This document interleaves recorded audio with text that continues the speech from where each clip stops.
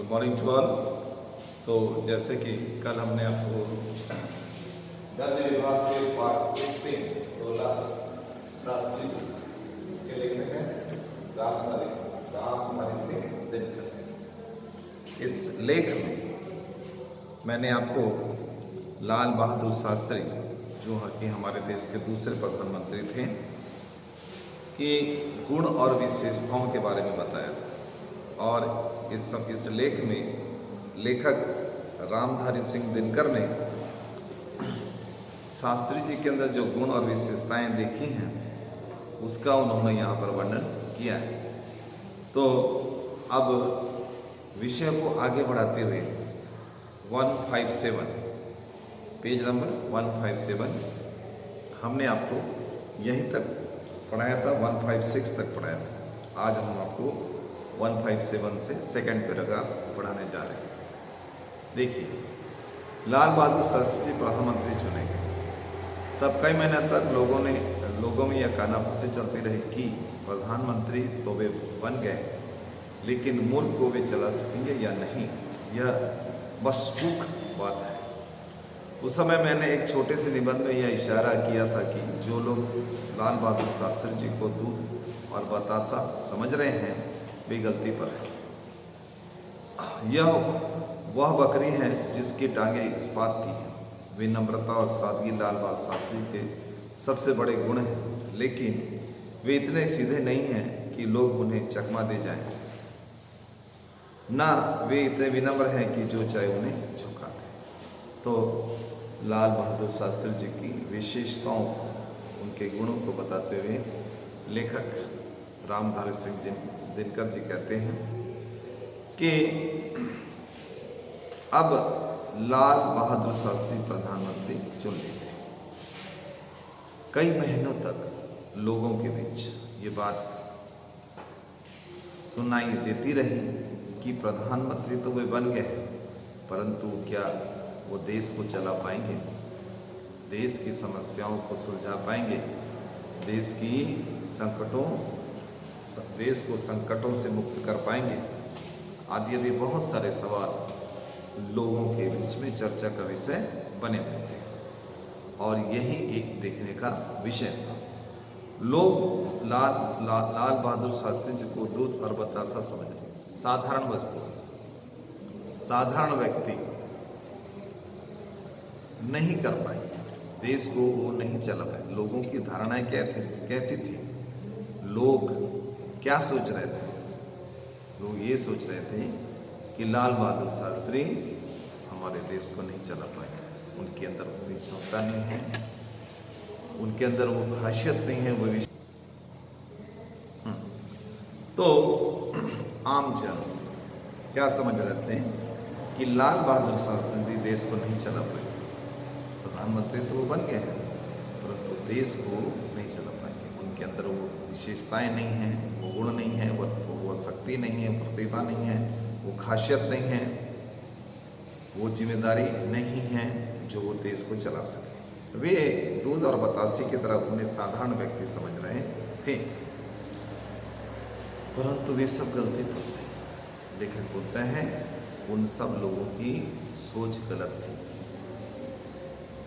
वास्तव में लाल बहादुर शास्त्री तो एक ऐसी बकरी के समान थे जिनकी टांगे इस्पात की थी, बहुत मजबूत व्यक्ति, जिसके पास अपनी योजनाएं थी, जो साहसी था, लीडर था, जिसके पास हर समस्या का समाधान का रास्ता था, सब कुछ था।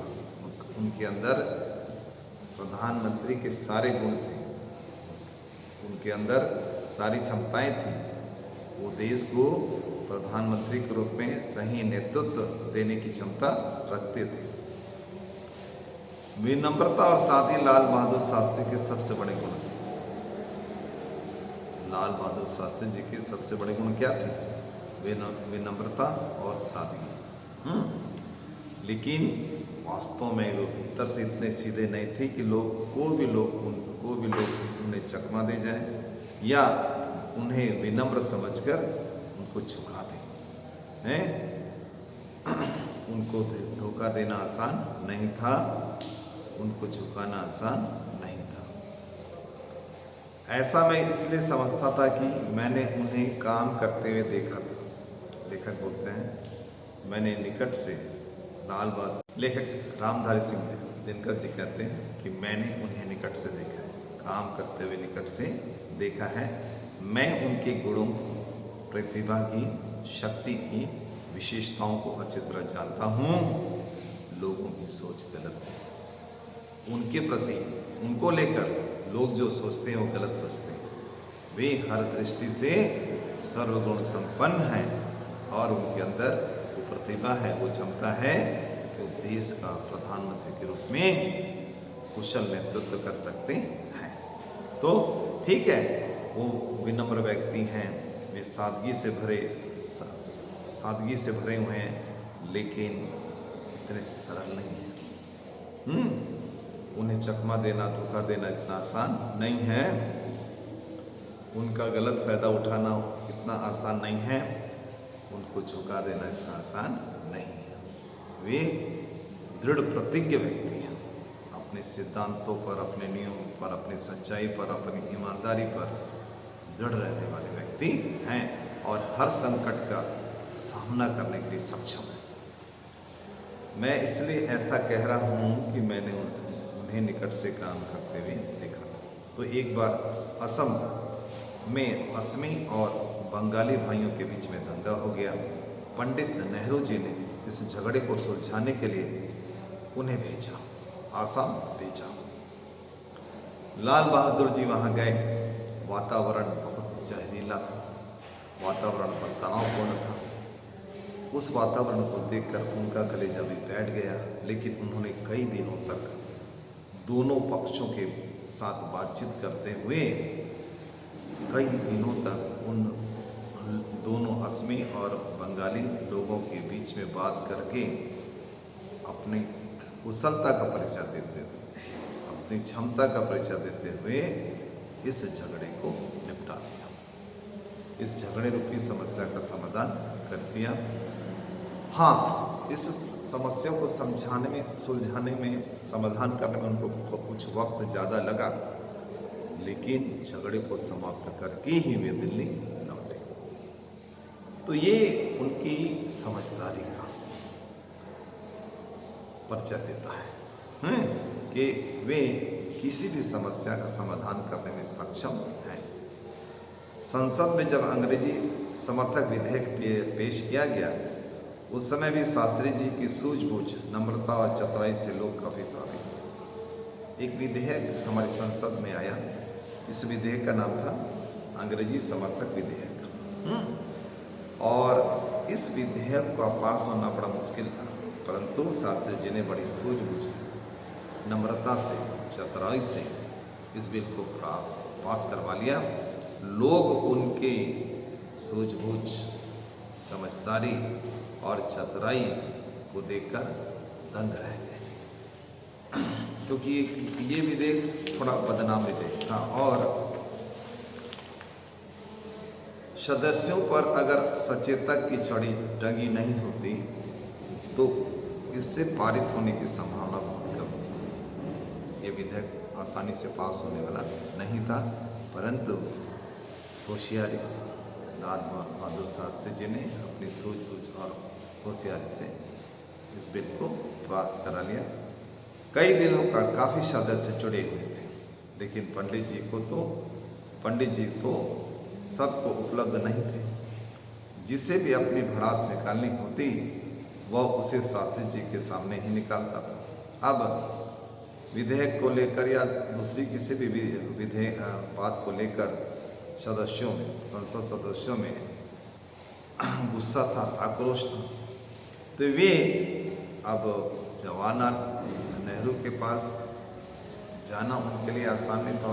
नेहरू जी हमेशा उपलब्ध भी नहीं होते थे, तो वो शास्त्री जी के पास जाते थे लोग, वो संसद सदस्य, और उनके पास जाकर अपने मन की सारा गुबार निकालते थे। मुझे याद है कि उन दिनों एक कवित्री संसद सदस्य ने शास्त्री जी पर छोटी सी एक व्यंग्य कविता लिखी।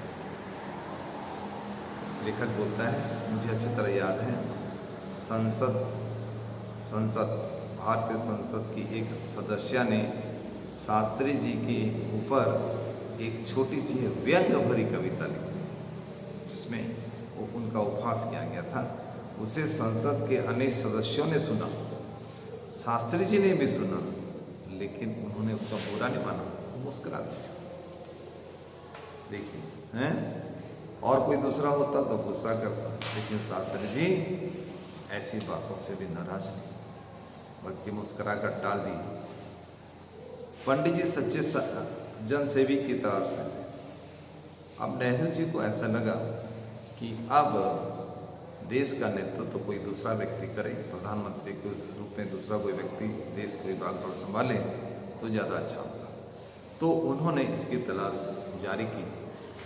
तो नेहरू जी को ऐसे व्यक्ति की तलाश थी जो जनता की भलाई का काम कर सके, दिल से जनता के हित में, देश के हित में अच्छा काम कर सके, जो बेदाग हो और निर्विवाद हो, जिस व्यक्ति पर कोई विवाद भी नहीं होना चाहिए, जिस व्यक्ति पर कोई दाग भी नहीं होना चाहिए, तो जिसे अपनी गरज ना हो, वो व्यक्ति स्वार्थी भी नहीं होना चाहिए, भ्रष्टाचारी भी नहीं होना चाहिए, और सर्वप्रिय भी होना चाहिए, निश्चल होना चाहिए, विनम्र होना चाहिए, आदि आदि। तो कामराज योजना के अंदर, कामराज एक बिल था, इसी के अंतर्गत जब शास्त्री जी को मंत्रिमंडल में फिर से बुला लिया गया, कामराज एक्ट के अनुसार शास्त्री जी को नेहरू मंत्रिमंडल में फिर से बुला लिया गया। तब इस बात का स्पष्ट संकेत मिल गया कि देश के भावी प्रधानमंत्री लाल बहादुर शास्त्री बनने जा रहे हैं। तो नेहरू जी को सबसे ज़्यादा भरोसा किस पर आया? लाल बहादुर शास्त्री जी पर आया। उन्होंने फैसला किया कि मेरे बाद अब भारत के प्रधानमंत्री के रूप में लाल बहादुर शास्त्री से अच्छा कोई योग्य व्यक्ति और नहीं हो सकता। तो शास्त्री जी ने प्रधानमंत्री की गद्दी पर आकर यह प्रमाणित भी कर दिया। तो पंडित नेहरू की मृत्यु के बाद लाल बहादुर शास्त्री जी को प्रधानमंत्री की गद्दी पर बैठाया गया, और गद्दी पर बैठते ही उन्होंने जो काम किए, जिस प्रकार देश की समस्याओं का समाधान किया, जिन संकटों का उन्होंने सामना किया, देश का नेतृत्व किया, ये सब देखकर सब हैरान थे। और उन्होंने ये प्रमाणित कर दिया कि वो प्रधानमंत्री के योग्य हैं। अपने आखिरी दिनों में उन्होंने दृढ़ता, निर्भीकता, आत्मनिर्भरता, सूझबूझ और बहादुरी से जो चमत्कार दिखाए, उन्हें देखकर तो यही कहने को जी चाहता है कि भारत के सभी प्रधानमंत्री अगर लाल बहादुर शास्त्री जी के समान हो जाएं, तो फकत 25 वर्ष में यह देश संसार का अग्रणी देश बन सकता है। लाल बहादुर शास्त्री ने अपने जीवन के अंतकाल में जिस दृढ़ता के साथ, निर्भीकता के साथ, आत्मविश्वास के साथ, आत्मनिर्भरता के साथ, सूझबूझ, बहादुरी के साथ जो काम करके दिखाए, जो चमत्कार करके दिखाए, उन्हें देखकर भारत के सभी लोग ये मानने लगे कि इनके जैसा प्रधानमंत्री हैं और कोई हो जाए हैं तो बस 20-25 वर्षों में भारत संसार का सबसे उन्नतशील, विकासशील राष्ट्र बन सकता है। मतलब प्रधानमंत्री हो तो लाल बहादुर शास्त्री जैसा होना चाहिए, तब भारत का हर क्षेत्र में विकास होगा, उन्नति होगी, और संसार के अग्रणी देशों में भारत का भी नाम होगा। लाल बहादुर जी ने भारतवासियों के माथे पर जो ऋण छोड़ा है, उससे ऊणे होने को हम क्या कर सकते हैं। वे जब स्वर्गीय होने को आए, भारत गर्व से गर्दन तान कर चल रहा था। उनके नेतृत्व में, लाल बहादुर शास्त्री जी के नेतृत्व में भारत देश ने उन्नति की और संसार में भारत का मान सम्मान बढ़ा।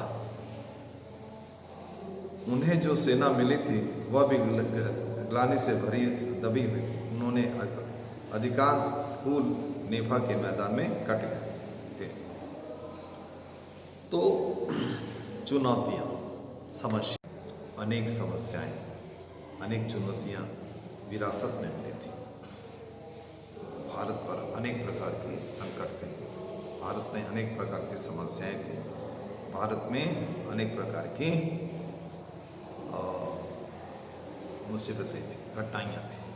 लेकिन लाल बहादुर शास्त्री ने उन सब कठिनाइयों का, संकटों का, समस्याओं का सीना तान कर सामना किया और सेना का मनोबल टूटा हुआ था। उस समय सेना का मनोबल टूटा हुआ था। उन्होंने सेना के अंदर जोश भरा, उत्साह संचार किया, हिम्मत का संचार किया, जोश का संचार किया, जय जवान जय किसान का नारा दिया उन्होंने, है।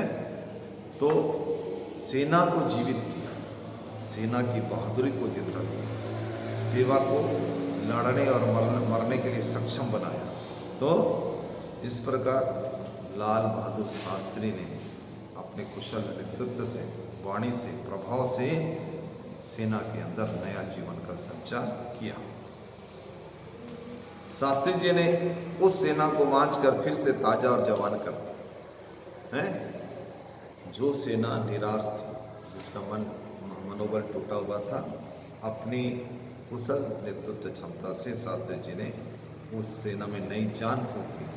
बहुत दिनों के बाद उन्हीं के समय में भारतवासियों का यह एहसास हुआ कि हम भी वीर हैं। महात्मा लाल बहादुर शास्त्री में सेना के अंदर हिम्मत, साहस, जोश का भाव भरा। तब वीर जवानों को ऐसा लगा कि नहीं, हम भी वीर हैं, साहसी हैं, बहादुर हैं, हम भी मरने और मरने में माहिर हैं, हम भी देश के लिए कुर्बानियाँ दे सकते हैं और देश के भीतर अगर कोई शत्रु घुस आए तो हम उसे धूल चटा सकते हैं। ये हिम्मत, ये साहस, ये बहादुरी लाल बहादुर शास्त्री ने हमारे सैनिकों के अंदर भरी कि हम सैनिकों को ये समझाया कि हम दुनिया से लड़ने में सक्षम हैं, सभी दुश्मनों से लड़ने में सक्षम है। हमारे अंदर बल है, शक्ति है, आत्मविश्वास है, हम जीत सकते हैं। हमको जीतना है, लड़ना है और मरना है। ये जोश उन्होंने सैनिकों के अंदर भरा। एक यही दान कितना बड़ा दान है। स्वतंत्रता के बाद के समय की तो बात ही क्या करें, बात ही क्या। हमारे सारे इतिहास में ऐसे कितने राज्य और राजनीतिक हुए हैं जिनके छोटे से शासनकाल में देश ने वह चीज़ पाई जो चीज़ उसे शास्त्री जी के कार्यकाल में मिली। तो स्वतंत्रता के बाद हमारे देश से बहुत कुछ खोया, बहुत कुछ पाया। तो शास्त्री जी के शासनकाल में, हमारे छोटे से शासनकाल में हमारे देश ने, हमारे देशवासियों ने बहुत कुछ पाया, ऐसा पाया जो कभी नहीं मिला था। तो कुल मिलाकर हम एक लाइन में कहें कि शास्त्री जी का शासनकाल स्वर्णिम युग है, जिसमें उनकी अद्भुत क्षमताओं के बल पर हमारे देश हर प्रकार की समस्याओं से मुक्त हुआ, हर प्रकार के संकटों से मुक्त हुआ, हर प्रकार की कठिनाइयों और मुसीबतों से मुक्त हुआ। शास्त्री जी की दृढ़ता और उनका आत्मविश्वास तो देखिए, शास्त्री जी के अंदर कैसे कैसे गुण थे। दृढ़ प्रतिज्ञ, वे अपने फैसले पर हमेशा मजबूती से खड़े रहते थे, डिगते नहीं थे, और उनके अंदर आत्मबल और आत्मविश्वास की भावना थी। जब अमेरिका ने बाधा डाली कि अन्न हम तुम्हें महीने महीने देंगे, तब शास्त्री जी का कलेजा जल उठा। अन्न समस्या, भारत में उस समय अन्न समस्या थी और अमेरिका ने अन्न देने में कुछ देरी की, आनाकानी की, तब शास्त्री जी का कलेजा जल उठा, आक्रोशित हो गए। मगर वाणी उनकी गर्व नहीं, परंतु समय को देखते हुए अपनी वाणी को उन्होंने गर्म नहीं किया। दिल गर्म हुआ, कलेजा गर्म हुआ, लेकिन वाणी को गर्म उन्होंने किया। उन्होंने देश को बड़ी संजीदगी से, उसने भारत देश के लोगों को सलाह दी, पेट पर रस्सी बांधो, साग सब्जी ज़्यादा खाओ, सप्ताह में एक शाम उपवास रखो। देखो, भूख और अन्न की समस्या का समाधान करना है तो ध्यान रखें, इस समय अन्न यदि ज़्यादा उपलब्ध नहीं है तो हम पेट पर रस्सी बांधें। मतलब अन्न समस्या से लड़ने के लिए हमको यदि देश की खातिर कुछ समय तक अगर उपवास भी रखना पड़े तो उसके लिए तैयार हो जाओ। साग सब्जी ज़्यादा खाओ, सप्ताह में एक शाम को उपवास करो है। ये कुछ समय के लिए, अन्य समस्या कुछ समय के लिए, बाद में हम इस समस्या का समाधान कर लेंगे। लेकिन इस समय भारतीय जनता से सहयोग की आशा रखते हुए उन्होंने ऐसी सलाह दी। हमें जीना है, संसार में हमें जीना है तो इज्जत से जिएंगे, वरना भूखों मर जाएंगे। संसार में जिए तो इज्जत से जिएंगे, वरना हम भूखे मर जाएंगे। बेइज्जती की रोटी से इज्जत की मौत अच्छी। ज़्यादा हमको हाथ फैलाने की दरकार नहीं। बेइज्जती की रोटी से इज्जत की मौत अच्छी। ऐसे जोशीले विचार थे, प्रभावशाली विचार थे। नतीजा क्या हुआ? अमेरिका ने अन्न के कोटे को 1 करोड़ टन से बढ़ाकर 1.5 करोड़ टन कर दिया। देखिए, ये कमाल है।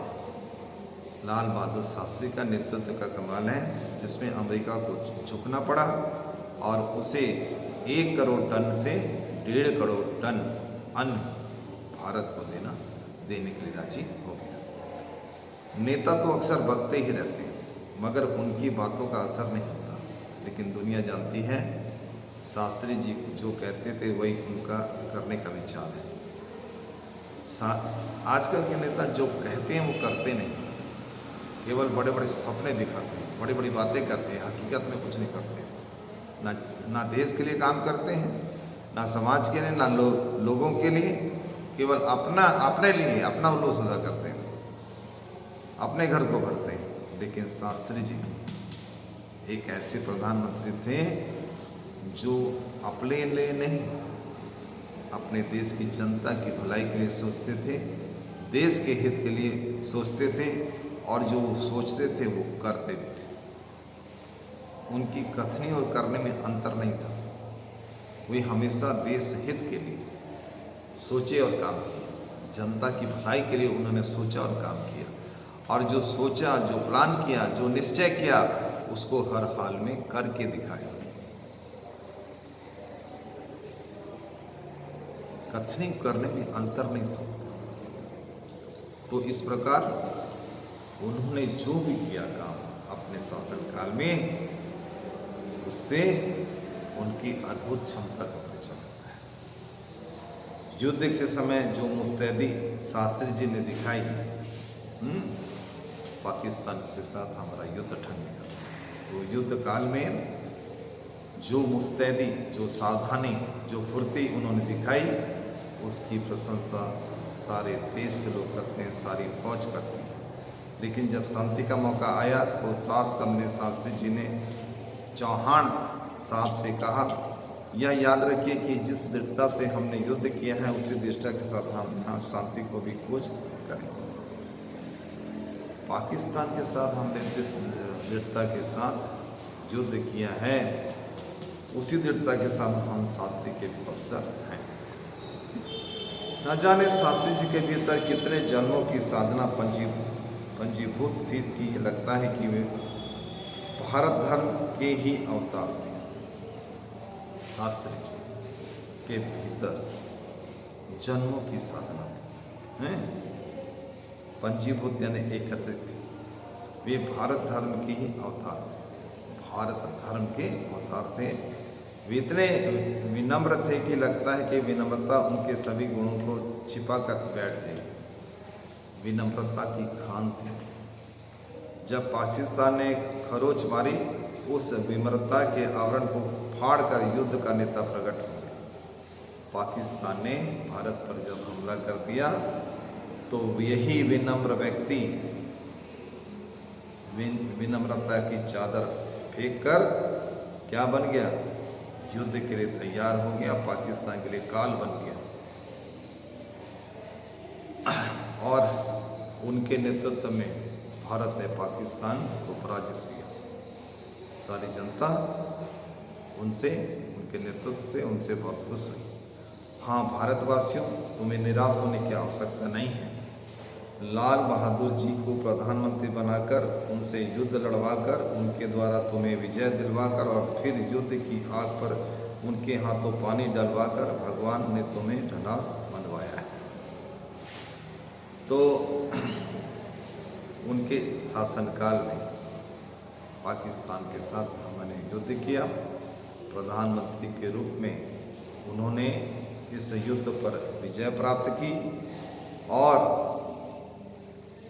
भरोसा दिलाया कि देश में जो भी संकट आएगा हम उसका बड़ी बहादुरी के साथ मुकाबला करेंगे। जो भी आदमी शास्त्री जी से मिलकर वापस आता था वह अपने मन में एक ही बार यह जरूर सोचता था कि अरे यही भारत का प्रधानमंत्री है, इससे तो मैं कुछ तेज हूँ, इससे तो मैं ही कुछ तेज हूँ।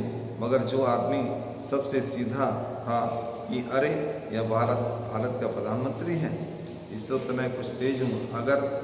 मगर जो आदमी सबसे सीधा, सबसे श्रेयहीन और सबसे कम तेजस्वी दिखता था, सारा भारत उसी की आज्ञा में रहना सीख गया था।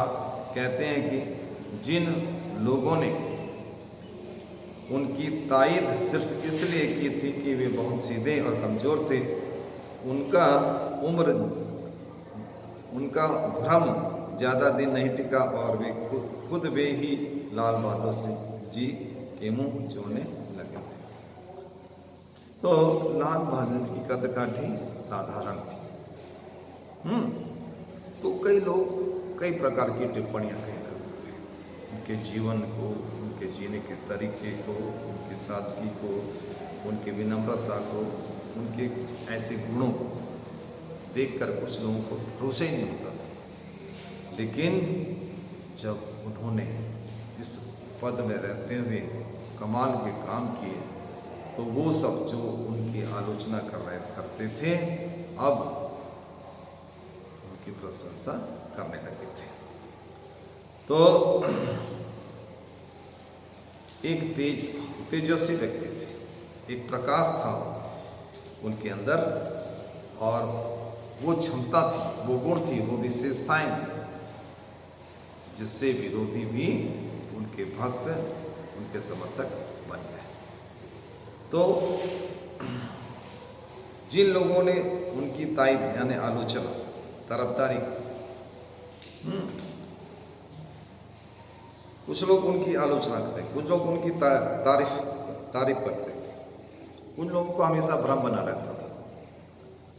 लेकिन ऐसे लोग जिनको उनके काम पर या उनके दूसरे किसी बात पर संदेह होता था, वे जब उनसे मिलते, उनकी योजनाओं को सुनते, उनके काम के बारे में देखते, तो उनको फिर उनका जो भ्रम था वो दूर हो जाता था। शास्त्री जी लगभग देहाती आदमी थे, साधारण उनकी वेशभूषा साधारण से दिखते थे, तो देहाती प्रधानमंत्री के रूप में वो ज़्यादा प्रसिद्ध थे। लेकिन देहाती वे उस अर्थ में थे जिस अर्थ में ऋषि देहाती होता है, यानी लाल बहादुर शास्त्री जी ऋषि मुनि थे, वशिष्ठ ऋषि थे, जंगल में रहते थे, अपने लिए उन्होंने कुछ नहीं बनाया था। प्रधानमंत्री का पद में रहते उन्होंने अपने लिए कुछ नहीं बनाया, मगर सारी अयोध्या उनके अधीन थी, पूरा देश उनके अधीन था, उनके इशारे पर चलता था। चाणक्य मौर्य साम्राज्य के भाग्य विधायक थे। चाणक्य कौन था? चंद्रगुप्त का सलाहकार हैं और मौर्य साम्राज्य का भाग्य विधायक थे, मगर खुद अपनी झोपड़ी पर लौकी की लता फूलती थी, मगर उन्होंने अपने लिए कुछ नहीं बनाया। चाणक्य ने मौर्य शासनकाल में चंद्रगुप्त का विशेष सहायक थे, भाग्य विधाता थे, उनको गुरु थे, लेकिन इनके इतने निकट होने के बावजूद भी उन्होंने अपने स्वार्थी नहीं थे, अपने लिए उन्होंने कुछ नहीं बनाया। उनका रहन सहन खान पान बहुत साधारण ही रहा। वैसे शास्त्री जी थे, बहुत गरीब परिवार से थे, लेकिन प्रधान अपने अपनी अद्भुत क्षमता से, योग्यता से, काबिलियत से देश के प्रधानमंत्री बने। और प्रधानमंत्री बनने के बाद भी उन्होंने अपने लिए कुछ नहीं बनाया। जो कुछ काम किया देश के लिए काम किया, जनता की भलाई के लिए काम किया। शास्त्री जी 30 वर्षों तक, 30 साल तक शासन में रहे, मगर अपना घर कहीं भी खड़ा नहीं कर सके। अपने लिए भी उन्होंने घर नहीं बनाया। क्या ऋषि इससे भी बड़ा मनुष्य होता है? जो ऋषि होते हैं, परोपकारी होते हैं, वे दूसरों की भलाई के लिए काम करते हैं जीवन भर, अपने लिए कुछ नहीं करते। तो लाल बहादुर शास्त्री को विशिष्ट ऋषि के रूप में देख लीजिए, के समान थे। लाल बहादुर शास्त्री चाणक्य के समान थे। लाल बहादुर शास्त्री जी साधु के समान थे, जिसको किसी चीज़ की आवश्यकता नहीं होती, जिसका जीवन दूसरों की भलाई के लिए होता है, जो दूसरों की भलाई के लिए काम करता है, जो आजीवन अपने लिए कुछ नहीं करता। तो बेदाग चरित्र वाले, परोपकारी, देश प्रेमी, देशभक्त लाल बहादुर शास्त्री जी की कुछ खास विशेषताओं और गुणों को इस पाठ में बताया गया है। तो अब आपको क्या करना है वो हम आपको बता रहे हैं। आपकी पुस्तक में 161 से लेकर 163 तक प्रश्नोत्तर दिया है। जो प्रश्नोत्तर बुक में बनाने हैं उसे बुक बना लीजिए, और जो प्रश्नोत्तर लघु स्तरीय प्रश्नोत्तर या दीर्घ स्तरीय प्रश्नोत्तर जो नोटबुक में लिखने हैं उसको नोटबुक में लिखिए। आपको आंसर शीट स्कूल से भेज दी गई है, आपके मोबाइल में सारे उत्तर हैं। आप वो उत्तर को देखकर नोटबुक में लिख लीजिए। और भाषा और व्याकरण और छोटे छोटे जो मौखिक या प्रश्नोत्तर या कुछ और हैं, जो एक लाइन में, एक शब्द में खत्म हो रहे हैं, वो जो किताब में लिखने लायक हैं उसको किताब में लिख लीजिए। और ये सब स्कूल खुलने पर जांच होगी, तुम्हारी कॉपी को जांच किया जाएगा और तुम्हारे प्रश्नोत्तर कार्य के आधार पर, होमवर्क के आधार पर आपको नंबर दिए जाएंगे, और ये नंबर आपको वार्षिक परीक्षा में आपकी सफलता पर आपकी मदद करेंगे। तो इस प्रकार आज ये लेसन शास्त्री जी समाप्त होता है। अब इसको आपको पढ़ना है। हमारे पढ़ाए जाने के बाद आपको पढ़ना है। पढ़ने के बाद आप उसको समझने का प्रयास कीजिए, और कुछ समझ में नहीं आए तो हमसे पूछिए। हम आपकी हर प्रकार की मदद करने के लिए तैयार हैं। अब हम आपको एक नया, नेक्स्ट क्लास में हम आपको एक नई कविता या नया पाठ पढ़ाएंगे, जिसके बारे में हम आपको नेक्स्ट क्लास में बताएंगे। अभी जो होमवर्क दिया जा रहा है उसको आप बनाइए। आपको आपकी ग्रामर किताब में निबंध और पत्र लेखन दोनों दिया है। निबंध पढ़िए और लिखिए, रफ कॉपी में लिखिए। पत्र पढ़िए और रफ कॉपी में लिखने का अभ्यास कीजिए। इसके अलावा विलोम शब्द लिखिए, 10 विलोम शब्द, पर्यायवाची 10 लिखिए, अनेकार्थक शब्द 10 लिखिए। तो जो मूल व्याकरण का मूल है उसको आप पढ़िए और लिखते चलिए। ये लिखने का और पढ़ने का अभ्यास लगातार जारी रहना चाहिए, तभी आप परीक्षा में सफल हो पाएंगे। और लिखने का अभ्यास अगर आपको रहेगा तो परीक्षा में आप आत्मविश्वास के साथ लिखेंगे। तो ग्रामर हर दिन पढ़ना है, एक पैराग्राफ हर दिन लिखना है। कविता को याद कीजिए, पढ़िए, प्राय सारी कविता हमने पढ़ा दी है। तो शुरू से कविता जो है एक एक कविता को कंठस्थ कीजिए, बिना देखे आपको याद होनी चाहिए। क्योंकि मौखिक परीक्षा में कविता को बिना देखे आपको सुनाना है, जिस पर आपको नंबर दिए जाए। तो बुक रीडिंग और रेसिटेशन जरूरी है, डिक्टेशन भी जरूरी है। डिक्टेशन में आपको लेशन, गद्य विभाग से कठिन शब्द को लिखना है। तो कोई भी लेसन जब आप पढ़ते हैं तो उसके 10, 12, 15 कठिन शब्दों को निकालिए और रफ कॉपी में लिखिए। रफ कॉपी में लिखने का अभ्यास कीजिए। ठीक है, नेक्स्ट क्लास में हमारी आपसे फिर मुलाकात होगी। तो एक नए विषय को लेकर फिर आपके साथ हूँ। तब तक के लिए इजाज़त, नमस्कार।